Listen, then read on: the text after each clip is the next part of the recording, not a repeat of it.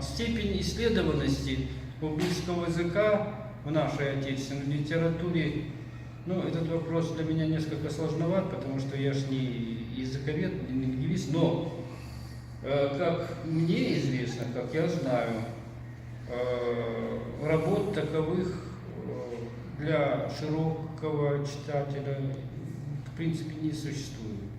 Все ограничивается небольшими узкопрофессиональными публикациями. Вот. А чтобы, допустим, на русском языке были изданы книги фундаментальные по этой проблеме, такого, кажется, и нет. Такого нет. Тем более, что как бы за нас, русскоязычных читателей, эта работа в принципе уже выполнена. Вот. И итоги этой работы, они существуют на иностранных языках. Прежде всего в работах, в трудах Жоржа Дюмезиля, великого исследователя, который положил на алтарь изучения языков кавказских переселенцев и прежде всего убыхов, кажется, всю свою жизнь. Он специально не месяцами, даже не годами, а десятилетиями был связан с территорией Турции, Ближнего Востока. Там проживал, там пытался найти живой человеческий материал, носителей этих исчезающих языков, с ними активно работал, фиксировал все, что возможно было, исследовал труды своих предшественников 18-19 веков, со многими не соглашаясь, что-то меняя, радикально, кстати, меняя. Об этом, кстати сказать, он очень хорошо сам говорит, пишет в своих исследованиях. Ну, допустим, в 1931 году вышла его фундаментальная работа «Язык убыхов», «Ладам из убых», где он, критикуя первых авторов, пытавшихся что-то сказать об убыхском языке, создает уже свою прочную, такую очень солидную лингвистическую систему описания убыхского языка. А самое главное, он сопровождает все это чисто лингвистическое исследование исторической лингвистики памятниками, им зафиксированными устного языка убыхов. Речь идет о преданиях, о сказках, о пословицах, о поговорках. Все это он записал, причем, будучи исследователем прежде всего языка, он сумел это сделать не только на французском, но и на убыхском языке. Убыхском языке, естественно, латинским шрифтом, но и лексика, и фонетика. И вы освоили фонетику и великолепно читаете по-убыхски. И, ну да, и многие другие очень важные разделы этой лингвистики им изложены, им объяснены. То есть вы считаете, что в самое ближайшее время реанимировать убыхский язык вполне возможно? Есть, так сказать, у меня сразу же возникла мысль, после того, как я познакомился со всеми трудами Жоржа Дюмезиля, ну, ему принадлежит и словарь убыхского языка, и грамматика убыхского языка, и множество других исследований. У меня такая вот возникла, может быть, несколько авантюрная мысль, надежда, так скажем, что вот когда-нибудь, ну это чисто теоретически, я не знаю, как это воплотить в жизни, вот когда-нибудь, если кто-то вдруг задумает реанимировать убыхский язык, который считают мертвым, на самом деле я несколько бы смягчил это определение, сказал бы не мертвым, а уснувшим языком. Уснувшим Какая прелесть. Уснувшим языком, Слава Богу, который можно просто разбудить. Все можно разбудить, да. Можно разбудить, потому что он сохранился, он просто как бы находится... Именно благодаря Дюмизилю? Благодаря Дюмизилю. Ну, Или есть другие авторы тоже? есть и другие авторы, но столь фундаментального вклада... Все ли работы Дюмизиля открыты э, для исследователей? Вот так вот я сперва закончу мысль, А. что если вот взять, допустим, ну, чисто гипотетически, взять, допустим, несколько десятков молодых супружеских пар и сделать доступным возможность использовать трудов Дюмизиля, как бы обучить их убыхскому языку, то я мог бы себе представить, что через 50-100 лет появились бы носители языка, считающегося сегодня мертвым. Вот. На самом деле он находится в таком очень тяжелом состоянии, в коме, и можно этот язык из комы вывести. Вот так вот это я представляю. Что вопрос? Все ли работы Дюмизиля доступны исследователям? Как я, все, что были опубликованы, они доступны. И у вас они имеются? Они имеются, но... Не все переведены, правильно? Дело в том, что есть очень богатый архив Дюмизиля. Вот я даже был знаком, встречался с Катрин Пари, одна из учениц Дюмизиля. Она как бы наследница его трудов была. Она умерла где-то несколько лет назад. Вот. Существует архив Дюмизиля, большей частью еще не опубликованный, который, по его завещанию может быть открыт по прошествии еще нескольких десятилетий. Очень интересно, что там хранится.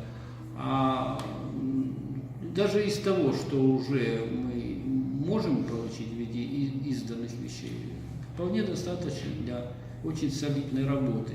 Единственное, меня удивляет, почему очень много говорят об убыхском языке, очень много говорят о Дюмизиле и ему подобных.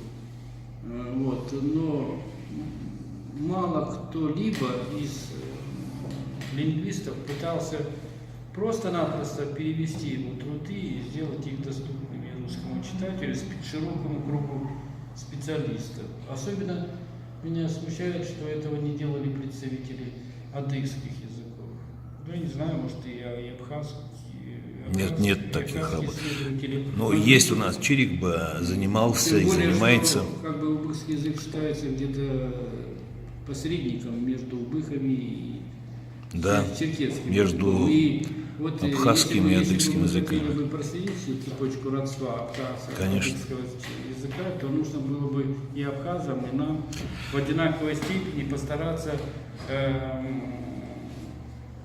освоить наследие Жоржа Дюмизиля. Вот это меня несколько... Карабей Ахмедович, а в самое ближайшее время какие работы вы могли бы издать именно по убыхскому языкознанию?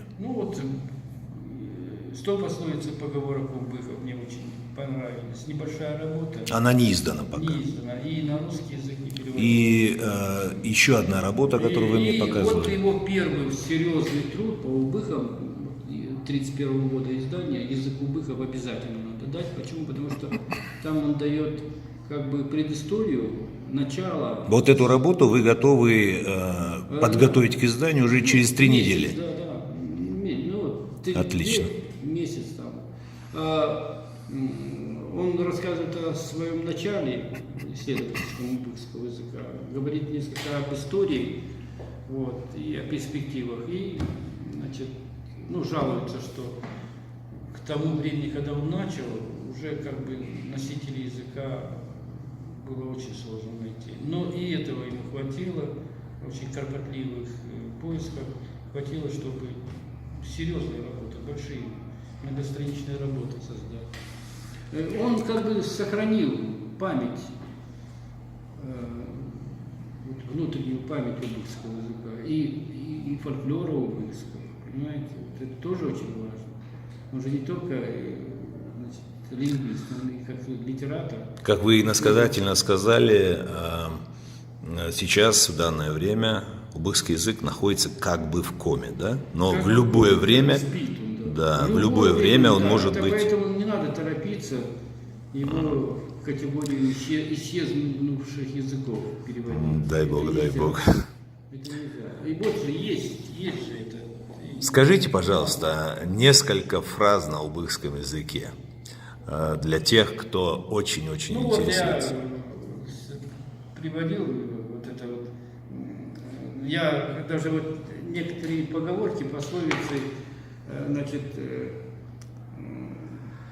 произносил кабардинцам, своим соплеменникам, и говорил, вы сможете перевести? Они были затруднения. Нет, но я повторял несколько раз. А потом, когда я им начинал помогать переводить, они удивлялись, а как это мы сразу же это не перевели? Дело в том, что... То есть есть такое совпадение? Да.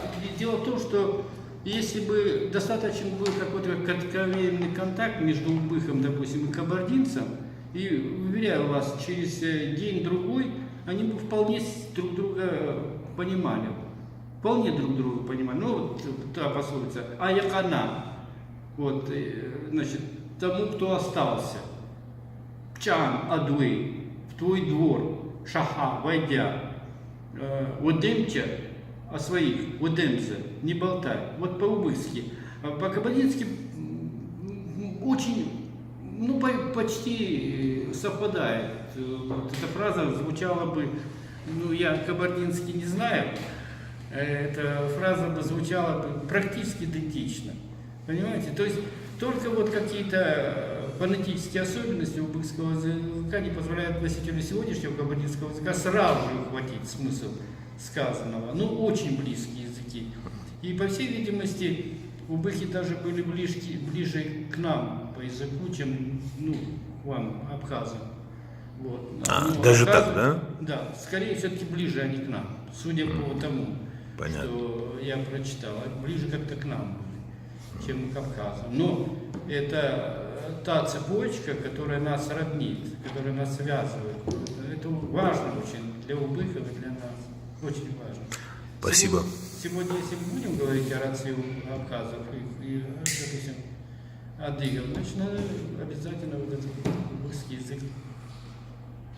Ну и вообще отдать должное человеку. Столько сделал, а должное это... Каков процент его работ переведен на русский язык? Ну, Мало.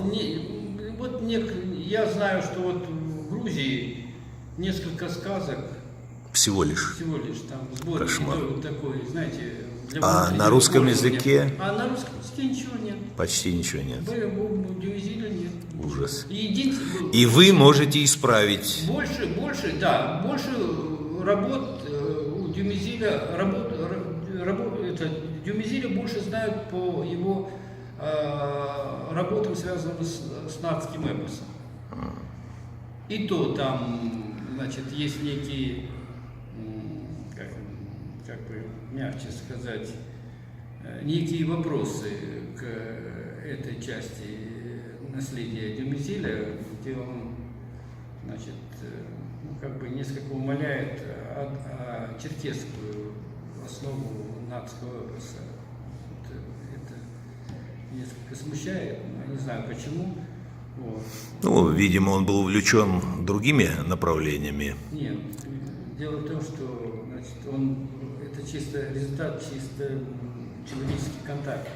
Понял. Был в очень близких отношениях с остинскими учеными. Понятно. Они сумели, видимо, его убедить о приоритетности. Хотя архаика нардского эпоса адыгов, она действительно Да. не требует доказательств. Ну, вот, допустим, меня, например, никоим образом не удовлетворяет тезис о том, что нацкий эпос – это нечто явление интернациональное, свойственное, это принадлежащее всем народам разных языков, разных языковых семей. А на ваш взгляд, каким народам он принадлежит? Черкесский, конечно, адыгский корень. Адыгскому или адыго-абхазскому? Адыго-абхазскому, Понятно. там, где есть... Понятно. Ну, это, знаете, вот, кстати сказать, в Грузии без моего ведома, но они в какой-то степени даже обрадовали. Вот, опубликована работа назывался Айтек Айтек Намиток. Намиток, происхождение черкесов. Знаете об этом? Нет, не слышал. Вот буквально месяца 2 назад, кажется. Ну, где-то... Автора я знаю, но просто книгу не видел. Намиток, известная личность. И вот в Тбилиси прошла презентация этой книги «Происхождение черкесов». Кстати сказать, Айтек Намиток был одним из соратников, я не знаю, там, сотрудников Дюмизиля. Вот, он даже здесь в свое время